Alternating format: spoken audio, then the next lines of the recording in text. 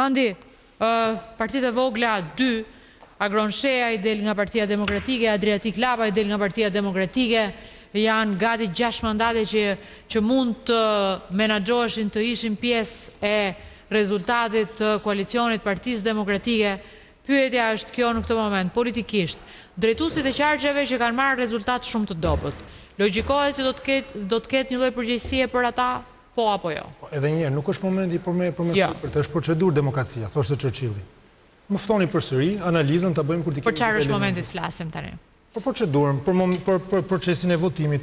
U kalu shumë shpejt raporti ndërkombëtar, po tani kur disa ndërkombëtarë thonë që janë përdorur trysnia administratës, fal gjobat për të ndryshuar zgjedhjet, më duket diçka shumë e rëndë. Pavarësisht se në gjuhën e tyre diplomatike ata e thonë në një mënyrë. Pra do të thuash se do mblidhni një grup shumë të mirë njerëzish dhe do shkonin në Bruksel dhe do hankoheni. Jo, nuk e thash këtë gjë. Po se këtë sjell ky raporti. Jo, ky raporti sjell. Sa sjell? Ky raporti sjell shumë gjëra. Politikisht për ne.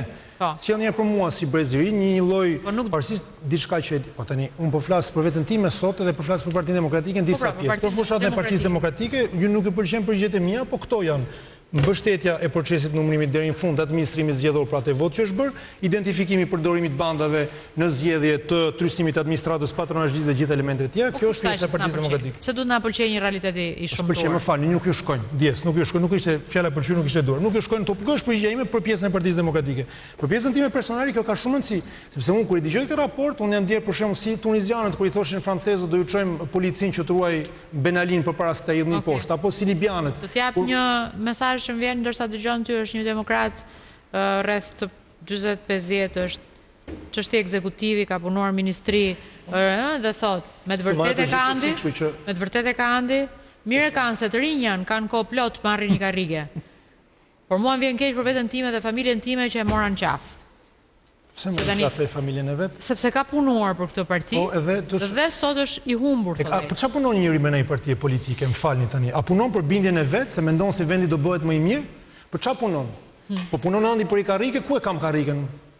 Ai vi përpara jush, në çka karrige po vi përpara jush? Jo, ka kohë. Jo, po vi pa karrige. Po okay. Pra ndoshta një ditë jo.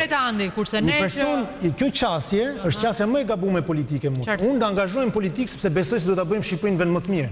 Edhe pavarësisht se si shan lista, vazhdova të punoj për Partinë Demokratike se besoj që Partia Demokratike do të bëjë vendin më të mirë. Por vetëm ti, kanë bërë 37 që janë. Thosh se s'kan fituar gjë, kanë marrën çaf familjen sepse kanë mbrojtur kauzën e Partisë Demokratike, kjo është diçka shumë e gabuar. Unë jam Partinë Demokratike sepse besoj se Shqipëria sot është një autokraci. E besoj me fakte sepse është autokraci dhe mund shkoj në diktaturë. Edhe gjithë biseda ime, luftës time personale, është angazhim, është vetë plotësim, është pra nuk mbahet përgjegjësi për këtë, përgjegjësi për këtë kush e mban? Përgjegjësi do mbahen më vonë. Por është momenti sot mbajmë përgjegjësi kur ne nuk e dim zonë më zonë kush ka dalë mirë, kush ka dalë keq. Po Kamza pas ka dalë mirë, ndoshta atë drejtuesi politik i Kamzës mund të flas shpejt ndërkohë që mund të fitojë Partia Demokratike apo jo. As mundet vim ne këtu të kemi një lloj përgjegjësie të presim të kemi rezultatet zonë më zonë që t'ju jap një analizë mbi përgjegjësitë për më tepër që s'më takon mua. Ku prit pse? S'takon në ç'kuptim. Në një parti funksionohet që një herë, kur funksionohet mirë, inshallah funksionon kështu, atëherë mund të thrisim përsëri, të thoni që s'është bërë analiza e dur.